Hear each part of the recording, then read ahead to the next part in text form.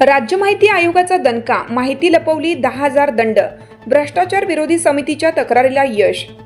जळगाव तांबापूर येथील सरकारमान्य स्वस्त धान्य दुकान क्रमांक 38-3 मधील कथित गैरकारभाराबाबत माहिती अधिकार कायद्याअंतर्गत माहिती मागवण्यात आली होती.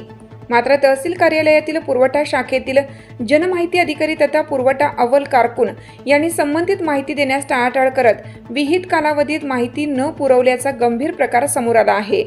या प्रकरणाची दखल घेत राज्य माहिती आयोग भूपेंद्र गुरव नाशिक खंडपीठाने कडक भूमिका घेत तहसील कार्यालय जळगाव येथील श्री A.R. जाधव आणि श्री अनिल पवार यांच्यावर माहिती अधिकार अधिनियम 2005 कलम 20(1) अंतर्गत 10,000 असा दंड ठोठावला.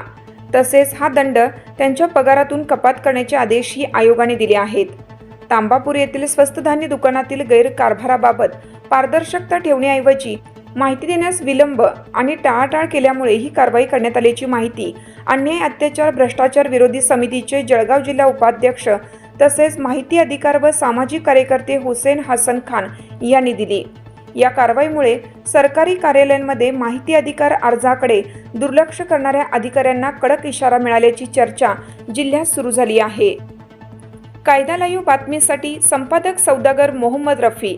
ताज्या घडामोडी जाणून घेण्यासाठी कायदा लाईव्ह न्यूज या यूट्यूब चॅनलला सबस्क्राईब करा. बेल आयकॉनवर क्लिक करा. लाईक, कमेंट, शेअर करायला विसरू नका.